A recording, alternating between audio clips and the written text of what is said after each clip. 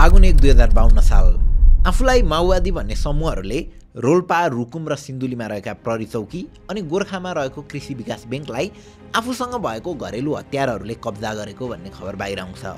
त्यतिबेला राजा थिए वीरेन्द्र विक्रम साहदेव अनि प्रधानमन्त्री थिए शेरबहादुर देउबा।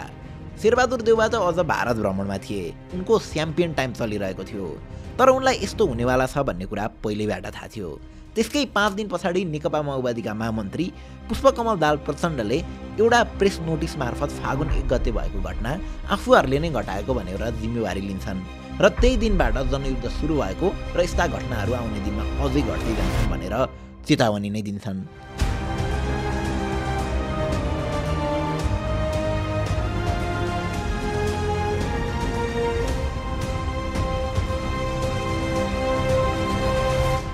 फेरि बाहिर भन्ने छन् केही समय त के नाटक गर्छन् यिनीहरू हो, हामीले नाटक गर्दै आछौँ।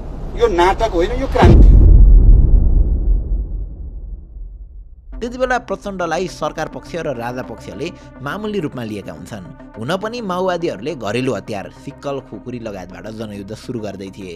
त्यसबाहेक सुरुमा उनीहरूसँग जम्मा 2टा राइफल मात्र थियो भन्ने भनाइ छ। त्यसै कारणले त्यतिबेला यो लडाईँ लामै समय जान्छ, रक्तपात हुन्छ भन्ने कसैले अन्दाज नै गरेको थिएन। अझ तत्कालीन प्रधानमन्त्री शेरबहादुर देउवाले त गुलेली हानेर युद्ध लड्छु भन्नु दिउँसै सपना देख्नु सर हो, हास्यास्पद हो भन्दै यो कुरालाई सामान्य ढङ्गले लिएका थिए। तर समय फेरिनेवाला थियो। एक पछाडि अर्को कब्जा र हत्या पछाडि माओवादी झन शक्तिशाली हुँदै गएको थियो। जनतामा त माओवादीलाई लिएर डर पहिल्यैबाट थियो। अब हरेक घटना पछाडि बिस्तारै सरकारको पनि खुट्टा काम्न थालेको थियो। फलस्वरूप त्यसको 7 वर्ष पछाडि शेरबहादुर देउवाले तिनै प्रचण्डको टाउको मूल्य तोक्न बाध्य भए। प्रचण्ड लगायत माओवादीका सदस्यहरूलाई मारेर या जिउँदै ल्याउने जो कोहीलाई पनि 25,000 देखि 50 लाखसम्मको उपहार सरकारले त्यतिबेला घोषणा गरेको थियो। 2052 सालदेखि 2062-63 सालको यो 10 वर्षको अवधिमा 17,000 जनाको मृत्यु हुनेवाला थियो। लाखौँ घाइते हुनेवाला थिए। कयौँ परिवारहरू तस-नस हुनेवाला थियो र फलस्वरूप देशमा गणतन्त्र आउनेवाला थियो। 250 वर्षदेखिको राजतन्त्र ढल्नेवाला थियो। चुनाव पछाडि प्रचण्ड प्रधानमन्त्री हुनेवाला थिए। तर घनश्याम दाहाल जो कास्कीको ढिकुर पोखरी भन्ने सानो गाउँमा गरिब परिवारमा हुर्किएका थिए, उनी कसरी प्रचण्ड हुन सक्छन् त? आइएसी गरिरहेका उनी कसरी बन्दुक समाउन पुग्छन्? उनको भेट बाबुराम भट्टराईसँग कसरी भयो? जनयुद्धको कारण के थिए? हतियारहरू कहाँबाट ल्याइयो? दरबार हत्याकाण्ड अगाडि सामान्य रूपमा थोरै हत्याका साथ भइरहेको जनआन्दोलनमा पछिल्ला 4 वर्षमा किन एकाएक हत्याको सङ्ख्या बढेर गयो? ज्ञानेन्द्रको कदमले गर्दा आन्दोलन जनहिंसात्मक कसरी हुँदै गयो? अनि कसरी 250 वर्ष लामो राजतन्त्र हट्यो? फलस्वरूप प्राप्त भएको गणतन्त्रले कसलाई फाइदा गर्यो? प्रचण्डहरूलाई कि जनतालाई? अनि कुनै बेला टाउको मूल्य तोक्ने तिनै देउबाकै सपोर्टमा प्रचण्ड प्रधानमन्त्री बन्ने स्थिति कसरी आइपुग्यो त? आउनुहोस् माओवादीको जनयुद्धको नाली बेली सबै बुझ्ने कोसिस गरौँ आजको इन्डेक्स स्टोरीमा।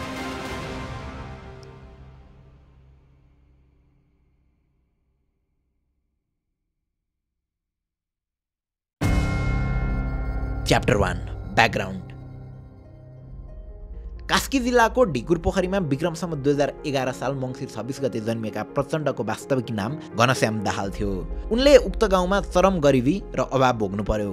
उनी आफैले पनि ढिकुर पोखरीमा खाना लाउन नै मुस्किल परेर आफूहरू चितवन झरेको भन्ने गर्छन्। त्यस पछाडि पनि चितवनमा उनको बाल्यकाल सङ्घर्षपूर्ण नै थियो। तर जति सङ्घर्षपूर्ण भए पनि उनले त्यहाँनिर पढ्न भने पाइरहेका थिए।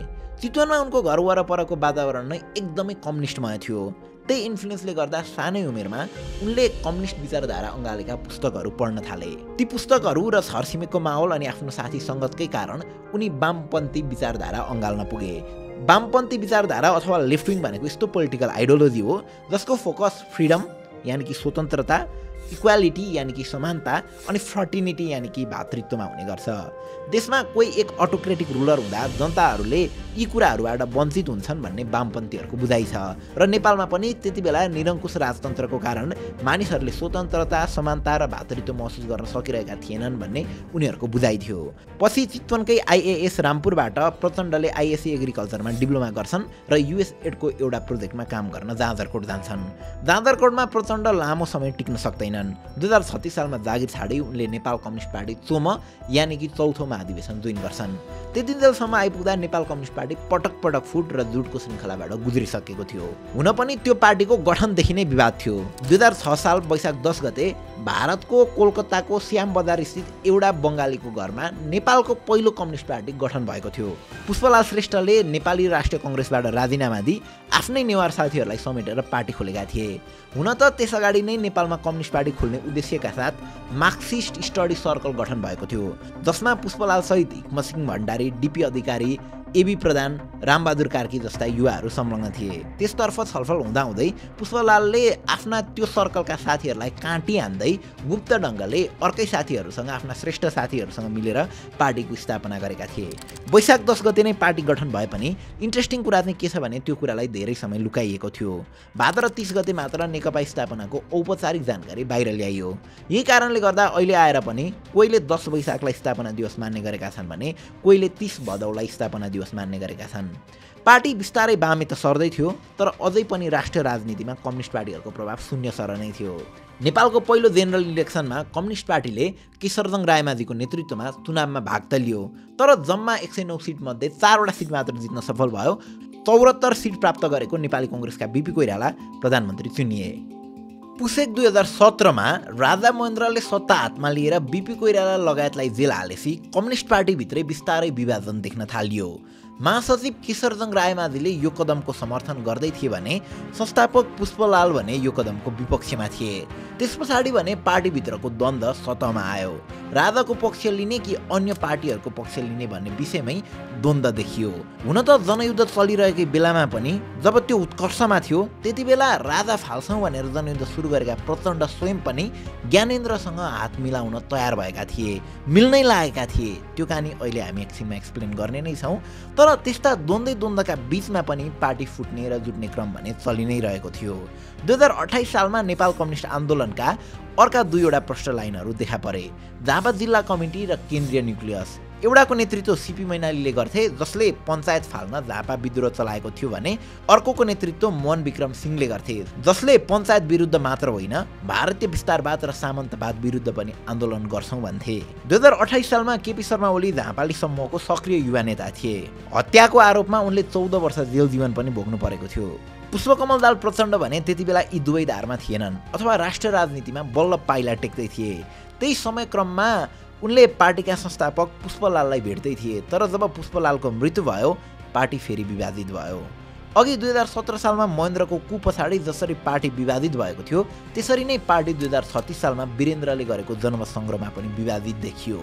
मनमोहन अधिकारीको नेतृत्वले जनमत-सङ्ग्रहमा बहुदलको पक्षमा चुनावमा भाग लिए, नेपाली कङ्ग्रेसलाई साथ दिए। तर अर्को धार नेकपा मालेले भने जनमत-सङ्ग्रह बहिष्कार गर्यो।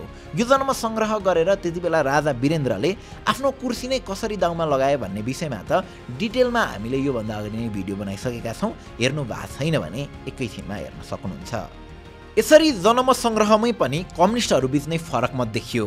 पछि 2045 सालमा आइपुग्दा कम्युनिस्ट विचारधारा बोकेका सानातिना धेरै पार्टीहरू बनिसकेका थिए। पार्टी फरक भए पनि 2046 सालमा नेपाली कङ्ग्रेस अनि सम्पूर्ण कम्युनिस्ट पार्टीहरू मिलेर पञ्चायती व्यवस्था फाल्न आन्दोलन गर्छन् र सफल पनि हुन्छन्।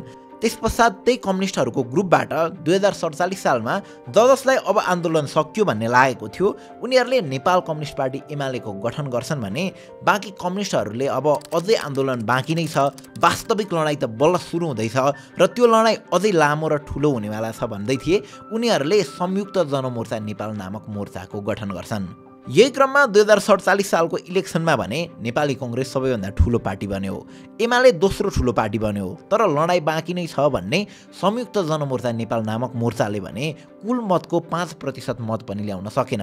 यो मोर्चाको नेतृत्व गरेका थिए बाबुराम भट्टराईले। बाबुराम भट्टराई भर्खरै भारतमा आर्किटेक्ट इन्जिनियर पढेर नेपाल फर्किएका थिए। फेरि पनि राष्ट्रिय राजनीतिमा माओवादी अथवा कम्युनिस्टको बाबुराम भट्टराईको त्यो ग्रुपको खासै प्रभाव देखिएन। पुष्पकमल दाहाल प्रचण्ड पनि यही ग्रुपमा थिए, तर उनको दिमागमा भने यस्तो इलेक्सन सिलेक्सन भन्दा पनि अर्कै कुरा खेलिरहेको थियो।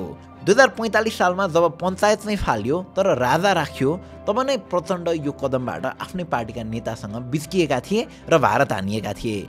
उनलाई लडाइँ अझै लड्नु थियो, त्यतिले पुगेकै थिएन। चुनावमा पनि उनको खासै ध्यान नै थिएन र उनी अर्का नेता सीपी गजुरेलसँग भारत हानिएका थिए। भारतको माओस्ट कम्युनिस्ट सेन्टरमा उनीहरूले 15 दिने फौजी तालिम लिए र नेपालमा आएर तालिम दिन सुरु गरे। पछि चुनावमा सोचे जस्तो नतिजा नआएपछि चिन्तित भएर बसेका बाबुराम भट्टराई र उनको टोलीले पनि यही प्रचण्डकै ग्रुपमा मिसियो र पार्टीको नाम बन्यो नेकपा माओवादी। यो समयसम्म आइपुग्दा प्रचण्ड र बाबुराम दुवैको दिमागमा जनयुद्धले डरैसँग डेरा जमाइसकेको थियो। Chapter 2 planning. पञ्चायत हटेर बहुदल आए पनि गाउँ गाउँमा शासन गरेर बसेका व्यक्तिहरू फेरिएका थिएनन् र यो कुरा त अझ विकट ठाउँहरूमा झन भयङ्कर थियो। बहुदल आए पनि रुकुम रोल्पा जस्ता पश्चिमका विकट जिल्लाहरूमा अवस्था जस्ताको त्यस्तै थियो र त्यहाँका जनताहरूमा पनि निराशा झन बढेको बढै थियो। यसरी प्रचण्ड जसले भर्खरै भारतमा तालिम लिएर आएका थिए उनले नै तिनै विकट क्षेत्रमा युवाहरूलाई भेला गरेर फौजी तालिम दिन सुरु गर्छन्। त्यो तालिमको नाम सिधा क्याम्पेन राखिन्छ। सिधा रुकुम र रोल्पाको दुई अग्ला पहाडहरू सिस्ने र जलजला मिलेर बनेको सिधा नाम थियो। यता सिधा क्याम्पेनले गर्दा त्यस ठाउँतिर हिंसा बढेको बढै थियो। सरकारले पनि उनीहरूलाई वार्तामा बोलाउन त बोलायो तर उनीहरूले अटेरी गरेर वार्तामै गएनन्। अब हिंसाको बदला हिंसा नै हुन्छ भन्दै तत्कालीन सरकारले सिधा क्याम्पेनलाई असफल बनाउन अपरेसन रोमियो लन्च गर्छ। अपरेसन रोमियोमा प्रहरीको बल प्रयोग गरेर भए पनि सिधा क्याम्पेनलाई असफल बनाउने प्लान थियो। तर सरकारले बल प्रयोग गरेपछि त्यस क्षेत्रका युवाहरूमा सरकारप्रति झन् वितृष्णा बढ्दै गयो। फलस्वरूप झन् धेरैले माओवादीको सिधा क्याम्पेन जोइन गरे अनि त्यहाँ तालिम लिए। यसरी केही समयमै त्यस क्षेत्रमा माओवादीको अन्डरमा सरकारप्रति वितृष्णा भएका धेरै युवाहरूको ठुलै ग्रुप बनिसकेको थियो। अब उनीहरू लड्न तयार थिए, बस बाँकी थियो सरकारलाई एउटा फाइनल वार्निङको। 2052 साल माघ 21 गते बाबुराम भट्टराईले माओवादीको तर्फबाट सरकारलाई 40 बुँदे आन्दोलनका मागहरू पेश गर्छन् र यदि 2 हप्ताभित्र आफ्नो माग पुरा नभए आन्दोलनमा जाने घोषणा गर्छन्। प्रधानमन्त्री थिए शेरबहादुर देउबा। उनी र उनको नेतृत्वले माओवादीको त्यो अल्टिमेटमलाई सामान्य रूपमा लिन्छ। यता चेतावनी दिँदै गरेको माओवादीसँग वार्ता गर्नु ओर्नु त कहाँ हो का, उनी भारततिर निस्कन्छन्। त्यसकै 9 दिन पछाडि फागुन 1 गते रोल्पाको होल्लेरी, रुकुमको 8 बिस्कोट, सिन्धुलीको सिन्धुलीगढीमा रहेका चौकीहरू र गोर्खाको च्याङ्लीमा रहेको कृषि विकास ब्याङ्कमा विभिन्न समूहहरूले कब्जा गरी हतियार र पैसा लुटेको भन्ने खबर आउँछ। धेरैले यस्तो भएछ है भन्ने त थाहा पाए तर कसले गर्यो भन्ने कुरा धेरैले थाहा पाएनन्। त्यतिकैमा त्यसको 5 दिन पछाडि नेकपा माओवादीका महामन्त्री प्रचण्डले एक प्रेस वक्तव्य मार्फत ती घटनाहरूको जिम्मेवारी लिए र प्रक्रियावादी राज्य सत्तालाई ध्वस्त गर्दै नयाँ जनवादी सत्ताको स्थापना गर्ने जनयुद्धको बाटोमा अगाडि बढौँ भन्ने मूल नाराका साथ जनयुद्धको सुरुवात भएको भनेर घोषणा गरे। फागुन 1 2052 जुन दिन ती ठाउँहरूमा कब्जा गरियो त्यही दिनबाट अफिसियली जनयुद्धको सुरु भएको भन्दै यही दिनको स्मृतिमा हरेक वर्षको फागुन 1 का दिन जनयुद्ध दिवस मनाइन्छ। Chapter 3 the war. फागुन 1 को कब्जा र फागुन 6 मा प्रचण्डको प्रेस नोटको उक्त घटना पछाडि फागुन 14 गते जनयुद्धलाई सघाएको आरोपमा प्रहरीले गोर्खाका 14 वर्षीय दिलबहादुर रम्तेललाई गोली हानी हत्या गरेको थियो। उनै रम्तेललाई जनयुद्धको पहिलो शहीदको सम्मान दिने गरिएको छ र यही घटना हेर्दा पनि पहिलो हत्या माओवादीले नभइकन प्रहरीले नै गरेको देखिन्छ, राज्य पक्षले नै गरेको जस्तो देखिन्छ। त्यस पछाडि फागुन 15 गते प्रहरीले रुकुमको पिपलमा माओवादीलाई सघाएको भन्दै 6 जना खत्री बन्धुहरूको सामूहिक हत्या गरेको थियो। ती घटना पछाडि माओवादी झन् हिंसात्मक हुँदै गए। रुकुमको तकसेरामा 2 प्रहरीको हत्या गरी माओवादीले उनीहरूको राइफल कब्जा गर्यो। त्यस पछाडि भने श्रृङ्खलाबद्ध रूपमा मार्ने र मर्ने क्रम चलि नै रह्यो। माओवादीहरूले पश्चिमका ग्रामीण क्षेत्रहरूमा रहेका प्रहरी चौकीमाथि आक्रमण गर्थे। जवाफमा माओवादी र प्रहरीबीच लडाइँ हुन्थ्यो। धेरै केसमा माओवादीहरू लडाइँ जित्थे र चौकी अनि हतियारहरूमा कब्जा गर्थे भने कतिपय केसेसमा प्रहरीको जित हुन्थ्यो। माओवादीले सुरुवाती 3 वर्षमा पश्चिमका ग्रामीण भूभागका प्रहरी चौकी र ब्याङ्कहरूलाई मात्र टार्गेट गर्थे। प्रहरी चौकी कब्जा गरी हतियारहरू कब्जा गर्थे भने ब्याङ्कबाट पैसा कब्जा गर्थे। यही क्रममा 2054 सालको माघ 22 गते उनीहरूले धादिङको खहरेमा नेपाल बैंक लिमिटेडमा कब्जा गरी 20 लाख रुपियाँ लुटे। त्यस्तै चैत 4 गते गोर्खाको सैरपानीमा प्रहरी चौकीमा आक्रमण गरी 3 जना प्रहरीको हत्या गरी एउटा राइफल कब्जा गरे।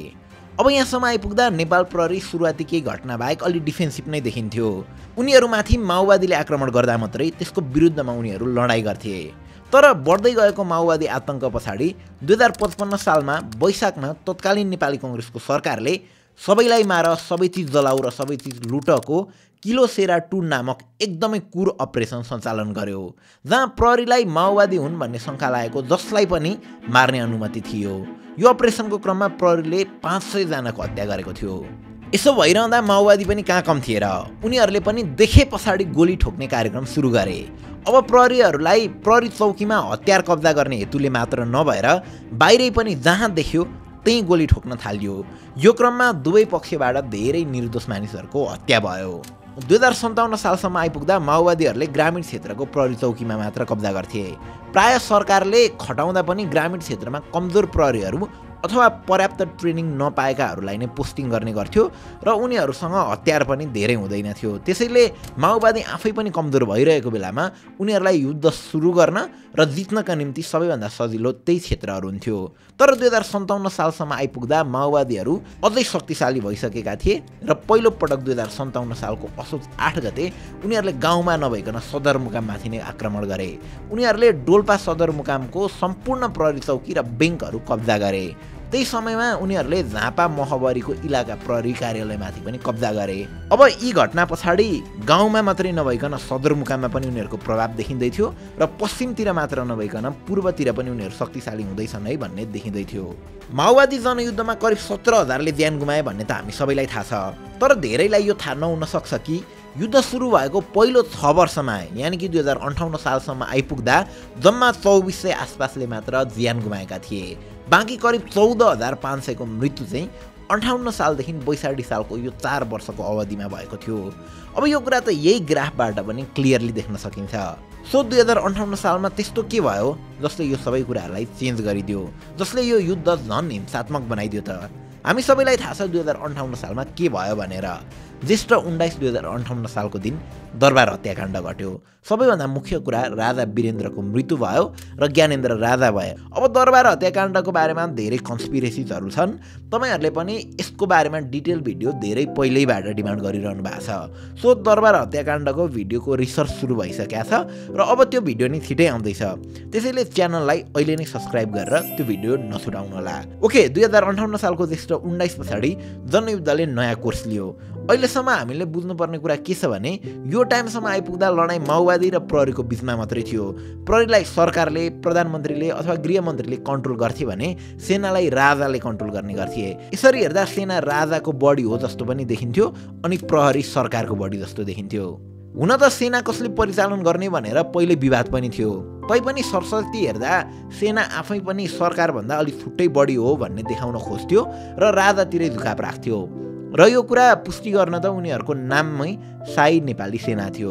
अब वीरेन्द्र आफू राजामा भइन्जेल माओवादी विरुद्ध सेना परिचालन गर्दै गरेनन्। कतिपटक प्रधानमन्त्रीहरूले राजा स्वयंलाई सेनाको सहयोग माग्दा उनले इन्कार गरिदिए र यो लडाईँ तिमीहरूकै हो भनेर पन्सिए। कतिपयले यही कुरालाई विश्लेषण गर्दा त्यति बेला राजाले सेना परिचालन गरेको भए अवस्था झन् हिंसात्मक हुन्थ्यो भन्ने जानेरै राजाले त्यो कदम चालेका हुन् भनेर भन्ने पनि गर्छन्। जे होस्, हामीले बुझ्नुपर्ने कुरा के हो भने वीरेन्द्र आफू रहिन्जेल माओवादी विरुद्ध सेना परिचालन गरेनन्। तर राजा वीरेन्द्रको मृत्यु पछाडि सबै कुरा चेन्ज हुँदै गयो। ज्येष्ठ 22 गते ज्ञानेन्द्रले आफैलाई राजा घोषणा गर्छन्। त्यही समयतिर माओवादी अध्यक्ष प्रचण्डले अब वीरेन्द्रको मृत्यु सँगसँगै राजतन्त्र सकिएको भनेर घोषणा गर्छन् र यता आफ्नो आन्दोलन झन् हिंसात्मक बनाउँदै जान्छन्। माओवादीले दरबार हत्याकाण्ड पछाडिका 45 दिनमा लमजुङ, रोल्पा, रामेछाप, तेह्रथुम र बाजुराका प्रहरी चौकीमाथि कब्जा गर्छ। यही क्रममा उनीहरूले रोल्पाको होलेरी चौकीमाथि आक्रमण गरी 69 जना प्रहरीलाई कब्जा गर्छन्। यो घटनापछि भने बिस्तारै सरकारलाई पनि अब त हाम्रो प्रहरी फोर्सले पनि माओवादीसँग लड्न नसक्ने रहेछ भन्ने भान हुन्छ। आर्मीकै सहायता चाहिने रहेछ भन्ने महसुस हुन्छ। अनि तत्कालीन प्रधानमन्त्री गिरिजाप्रसाद कोइरालाले सहयोगको लागि सेनालाई पत्रचार गर्छन्। तर सेनाले सरकारको सुन्नेवाला कहाँ थियो र? सेनाले सहयोग गर्न इन्कार गर्छ र यही घटना पछाडि कमजोर महसुस गरेका प्रधानमन्त्री गिरिजाप्रसाद कोइरालाले प्रधानमन्त्री पदबाट राजीनामा दिन्छन् र प्रधानमन्त्रीमा नियुक्त हुन्छन् नेपाली कङ्ग्रेसका अर्का नेता सबैजनाका दाइ शेरबहादुर देउबा। उनले सेना परिचालनतिर भन्दा पनि माओवादीलाई वार्ताबाटै, छलफलबाटै सबै कुराको समाधान गरौँ भनेर वार्तामा बोलाउँछन्। कृष्णबहादुर महराको नेतृत्वमा अग्नि सापकोटा तोपबहादुर रायमाझी रहेको 3 सदस्यीय माओवादी वार्ता टोली सार्वजनिक गरिन्छ र सरकार पक्षधर र माओवादी पक्षधरबीच वार्ता अगाडि बढ्छ।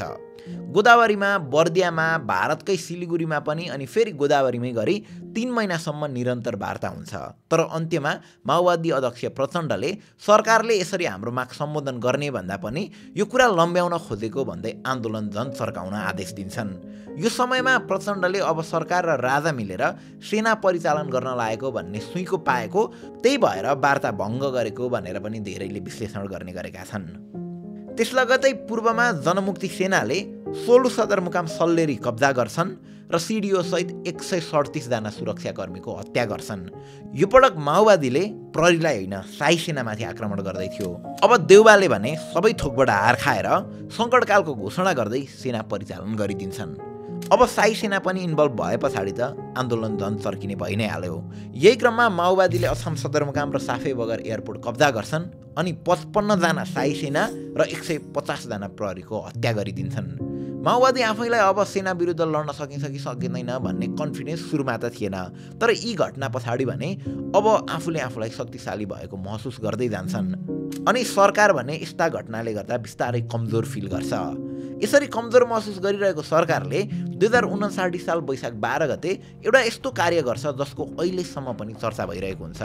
तत्कालीन गृह मन्त्रालयले गोर्खापत्रमा सूचना प्रकाशित गरेर माओवादीका नेताहरूको टाउको मूल्य तोकेको थियो। तत्कालीन गृहमन्त्री देवेन्द्र राज कणेलले रिपोर्टर्स क्लबमा आयोजित एक कार्यक्रममा झोलामा टाउको ल्याउनुहोस्, पैसा लिएर जानुहोस् भनेर खुलेआम घोषणा गरेका थिए। माओवादीका जसले मारेर टाउको झोलामा हालेर ल्याए पनि हुन्छ, त्यही अनुसार पुरस्कृत गरेर हामी पठाउँछौँ भनेर उनले घोषणा गरेका थिए र यही कुरालाई अझ डिटेलका साथ गोर्खापत्रमा प्रकाशित पनि गरिएको थियो। आतङ्ककारीका मुख्य नायकीहरू डाक्टर बाबुराम भट्टराई, पुष्पकमल दाहाल प्रचण्ड र मोहन वैद्य किरणलाई पक्राउ गरी जीवित वा मृत रूपमा सुरक्षाकर्मीलाई बुझाउने व्यक्तिलाई 50 लाख रुपियाँ दिने र यस्तो कार्य गर्नका निम्ति सुराग दिई पक्राउ परेमा पनि सुराग दिनेलाई सो रकमको 50% यानि कि आदि 25 लाख उपलब्ध गराउने भनेर भनिएको थियो। त्यस्तै अर्को क्याटेगोरी थियो 35 लाखको, जहाँ पुष्पबहादुर बोगटी, नन्दकिशोर पुन, कृष्णबहादुर महरा, सीपी गजुरेल लगायतका नेतालाई जिउँदै वा मृत जसरी ल्याए पनि भयो यसरी ल्याएर सुरक्षाकर्मीलाई बुझाउनेलाई 35 लाख नगद दिने भनेर घोषणा गरिएको थियो। त्यस्तै माओवादीका केन्द्रीय सदस्यहरूलाई जसलाई मारेर ल्याए पनि 25 लाख रुपियाँ दिने भनेर पनि भनिएको थियो। अझ इन्ट्रेस्टिङ कुरा त के थियो भने माओवादीका नेताहरूको टाउको मोल मात्र तोकिएको थिएन, उनीहरूसँग भएको हतियार ल्याउनेलाई पनि पुरस्कृत गरिने भनिएको थियो। जस्तै जीपीएमजी बुझाउनेलाई 4 लाख रुपियाँ, राइफल बुझाउनेलाई 1 लाख रुपियाँ अनि पिस्तोल बुझाउनेलाई 25,000 इनामको घोषणा गरिएको थियो। सरकारलाई लागेको थियो अब यो पछाडि माओवादीको आतङ्क रोकिन्छ होला भनेर, उनीहरू डराउलान् भनेर, तर सरकारबाट यस्तो घोषणा आएपछि माओवादीलाई लिएर जनमानसमा झन् डर पैदा भयो। सरकार नै यिनीहरूलाई मार्न लागि परेको छ भने यिनीहरू त पक्कै पनि शक्तिशाली होलान् नि भन्ने जनतामा पर्दै गयो, जसले गर्दा उल्टै माओवादीलाई फाइदा हुँदै गयो। Chapter 4 the climax. यता देशमा यस्तो अवस्था भइरहँदा राजा ज्ञानेन्द्रको दिमागमा भने अर्कै कुरा चलिरहेको थियो। माओवादी विरुद्ध लड्न अमेरिका लगायत वेस्टर्न राष्ट्रहरूले सहयोग गर्ने लक्षण देखाउँदै थिए। यता प्रधानमन्त्री शेरबहादुर देउबा आफ्नै निर्णयहरूले गर्दा पार्टीभित्र अलोकप्रिय हुँदै थिए। त्यही क्रममा उनले ज्येष्ठ 8 गते मध्यरातमा संसद विघटन गर्छन् र मध्यावधि निर्वाचनको घोषणा गर्छन्। तर माओवादीको आतङ्कले गर्दा चुनाव गर्न सम्भव नै थिएन। त्यही क्रममा असोजको 17 गते राजा ज्ञानेन्द्रको समक्ष अहिले निर्धारित मितिमा चुनाव गर्न सम्भव छैन, चुनाव अझै 1 वर्ष सारौँ न महोदय भन्दै प्रधानमन्त्री शेरबहादुर देउबा पुग्छन्। राजा ठ्याक्कै यस्तै केही मौकाको अवसर हेरेर बसिरहेका थिए। उनले अर्को दिन एउटा चुनाव पनि गर्न नसक्ने भन्दै देउबालाई असक्षम घोषणा गर्छन्, सरकार विघटन गर्छन् र कार्यकारी अधिकार पनि कब्जा गर्छन्। अब त्यति बेला जनताको प्रतिनिधिहरू भएको न त संसद नै थियो न त जनताले जिताएको प्रधानमन्त्री नै थिए। यो कदमको चारैतिरबाट विरोध हुन्छ, तर ज्ञानेन्द्र विरोधसँग टेर्नेवाला थिएनन्। उनले त माओवादी विरुद्ध लड्नका निम्ति प्रहरीको शक्ति बढाउन र आर्मीलाई सहयोग गर्न भनेर सशस्त्र प्रहरी बल अथवा आर्म्ड पुलिस फोर्स एफईएफ को स्थापना गर्छन्। तर यता माओवादीले भने तिनै सशस्त्र प्रहरी महानिरीक्षक कृष्ण मोहन श्रेष्ठ र उनकी पत्नी नुपुरको ललितपुरमा हत्या गरिदिन्छन्। यो कुराले इन्टरनेसनल मिडियामा पनि ठुलो स्थान पाउँछ। यही घटनालाई लिएर सरकारको आग्रहमा प्रचण्ड, बाबुराम भट्टराई लगायतको नाममा इन्टरपोलले रेड नोटिस जारी गर्छ। तर इन्ट्रेस्टिङली त्यसको 3 दिन पछाडि माघ 15 गते सरकार र माओवादी दुवै पक्षबाट युद्ध विरामको घोषणा हुन्छ र बाबुराम भट्टराईको नेतृत्वमा रामबहादुर थापा, कृष्णबहादुर महरा, देव गुरुङ र मातृका यादव रहेको 5 सदस्यीय माओवादी टोलीको घोषणा हुन्छ। अनि त्यसकै केही दिनमा काठमाडौँको खुल्ला मञ्चमा माओवादीको विशाल आमसभा हुन्छ, जहाँ वार्ता टोलीका सदस्यहरूद्वारा सम्बोधन हुन्छ। अनि 2060 साल वैशाख 14 गते अब युद्ध इन्ड गर्ने भनेर पहिलो चरणको वार्ता काठमाडौँको शङ्कर होटलमा सुरु हुन्छ। चरणमा गरेर माओवादी र सरकार पक्षबीच वार्ता हुन्छ र दुवै पक्ष आफ्नो मागहरूमा लचिलो बन्दै पनि जान्छन् र सहमतिको नजिक पुगे जस्तो पनि गर्छन्। सरकार र माओवादी बीच यही क्रममा एउटा सहमति हुन्छ। साई सेनाले आफू बसेको ब्यारेकबाट 5 किलोमिटर भन्दा बाहिर निस्कन नपाउने भनेर एक खाले सहमति हुन्छ। तर 2060 साल साउन 32 गते त्यही सहमति तोड्दै साई सेनाले रामेछापको दोरम्बामा माओवादीका जिल्ला जनसागर प्रमुख बाबुराम तामाङ सहित 20 जना माओवादी कार्यकर्ता र एक स्थानीयको हत्या गरिदिन्छन्। अब यस्तै हो भने युद्ध झन् चर्किन्छ भन्दै नेकपा माओवादीले युद्ध विराम र वार्ता भङ्ग गरेको घोषणा गर्छ र देशव्यापी प्रतिशोध कारबाही सुरु हुन्छ। अनि त्यही क्रममा काठमाडौँमा माओवादीले साई सेनाको कर्नेल किरण बस्नेतको हत्या नै गरिदिन्छ। त्यस पछाडि फेरि दुवै पक्षबाट मार्ने र मर्ने क्रम चलि नै रहन्छ। मृत्युको ग्राफ पछिल्ला घटनाक्रमले गर्दाखेरि र राजा, प्रधानमन्त्री र माओवादीकै कदमहरूको कारणले गर्दाखेरि यसरी बढ्दै जान्छ। यही बीचमा दुवै पक्षबाट केही हृदय विराधक घटनाहरू पनि घट्छन्। जस्तै 2060 साल चैत्र 7 गते जनमुक्ति सेनाले म्याग्दी सदरमुकाम बेनीमाथि भीषण हमला गर्छ, जसमा 150 भन्दा बढी साई सुरक्षाकर्मीको मृत्यु हुन्छ। त्यसै 2061 साल मङ्सिर 1 गते माओवादीहरूले धादिङको कृष्णवीरमा एम्बुस थापी साई सेनाहरूको एउटा ट्रकमा आउँदै गरेको हतियार कब्जा गर्छन्। उक्त भिडन्तको भिडियो नेपाल 1 टेलिभिजनले प्रसारण गरे पछाडि अझ ठुलो खैलाबैला मचिएको थियो। त्यो भिडियो लगायत हामीले यहाँ प्रयोग गर्न नमिल्ने नसकेका भिडियोहरूको लिङ्क डिस्क्रिप्सनमा राखिदिएका छौँ। अनि 2062 साल ज्येष्ठ 23 गते चितवनको बाँदरमुडेमा माओवादीले सर्वसाधारण चढेको बसलाई ब्लास्ट गरिदिन्छ र 38 जनाको मृत्यु हुन्छ। यो पटक माओवादीबाट साई सेनाहरू होइन, सर्वसाधारणहरू मारिँदै थिए, ससाना नाबालकहरू मारिँदै थिए। यस घटनाको बारेमा त हामीले डिटेलमै एउटा भिडियो बनाइसकेका छौँ। यो भिडियो प्रायले हेरिसक्नु नै भयो होला। अब देशमा यस्तो सबै भइरहँदा यता ज्ञानेन्द्रको दिमागमा अर्कै कुरा चलिरहेको थियो। उनले 2062 साल माघ 19 गते तत्कालीन सरकारमाथि कु गर्दै आफ्नै अध्यक्षतामा सरकार गठन गर्छन्। यो पटक उनले प्रधानमन्त्री हटाउने मात्र होइन, आफ्नै अध्यक्षतामा सरकार गठन गर्दै राजनीतिक दलका नेताहरूलाई जेल हालिदिन्छन्, पत्र पत्रिका, रेडियो टेलिभिजनमाथि सेन्सरसिप लगाइदिन्छन्। अब यो समय आउनुभन्दा अगाडि, यो घटना हुनुभन्दा अगाडि लडाइँ दुई पक्षबीच मात्र भइरहेको जस्तो देखिन्थ्यो, एउटा माओवादी र अर्को सरकार। त्यति बेला ओभरअल सरकार शब्दले पुराना पार्टीहरू, पद्धतिहरू भनेर अलि बढी रिप्रेजेन्ट गर्थ्यो। अनि राजा पनि काइन्ड अफ सेरेमोनियल नै भएको कारणले गर्दा राजालाई पनि सरकार पक्ष नै भन्दा भइहाल्थ्यो। तर ज्ञानेन्द्रको माघ 19 को कु पश्चात भने यो सबै चेन्ज भयो।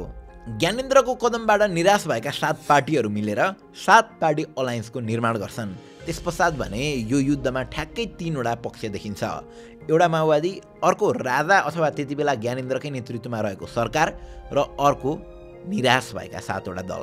यसरी कुनै लडाइँमा 3 पक्ष हुने बित्तिकै 3 मध्ये 2टा पक्ष मिल्यो भने उनीहरूको जित हुन्छ र तेस्रोको हार हुने गर्छ। यहाँ पनि ठ्याक्कै त्यही भयो। भित्रभित्रै 3टै पक्षहरू एकअर्कासँग सम्पर्कमा त थिए, तर सहमतिको नजिक भने माओवादी र 7 पार्टी मोर्चाहरू सहमतिको नजिक पुग्दै थिए। अनि अब माओवादीले हतियारसहित गाउँ-गाउँबाट आन्दोलन चर्काउने र 7वटा पार्टीले चाहिँ केन्द्रमा काठमाडौँमा प्रदर्शन गर्ने भनेर निर्णय हुन्छ र 2062 साल चैत्र 24 गते 7 दल र माओवादी मिलेर संयुक्त शान्तिपूर्ण आन्दोलनको सुरु हुन्छ। त्यो आन्दोलन राजाको कदमको विरुद्धमा सुरु भए पनि त्यही आन्दोलनले राजा फाल्ने सम्मको भूमिका खेल्छ।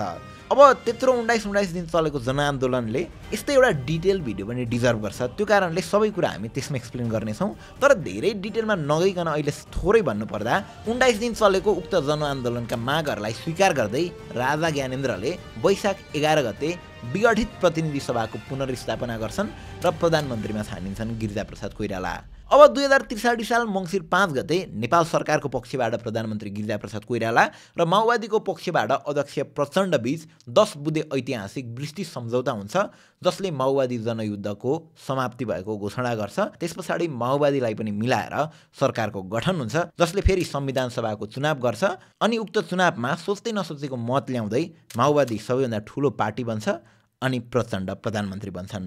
यो भिडियो अलिकति फ्याक्ट बेस्ड भिडियो भयो। हामीले पनि सकेसम्म आफ्नो ओपिनियन नदिकन फ्याक्ट मात्र प्रेजेन्ट गर्ने कोसिस गऱ्यौँ। तर मोहम्मद डार्विसले भने जस्तै युद्ध सकिनेछ, नेताहरूले पनि हात मिलाउने छन्, तर वृद्ध आमा आफ्नो शहीद भएका छोराको पर्खाइमा सधैँ रहने छिन्। श्रीमतीले आफ्नो प्यारो श्रीमानलाई पर्खिरहने छिन्।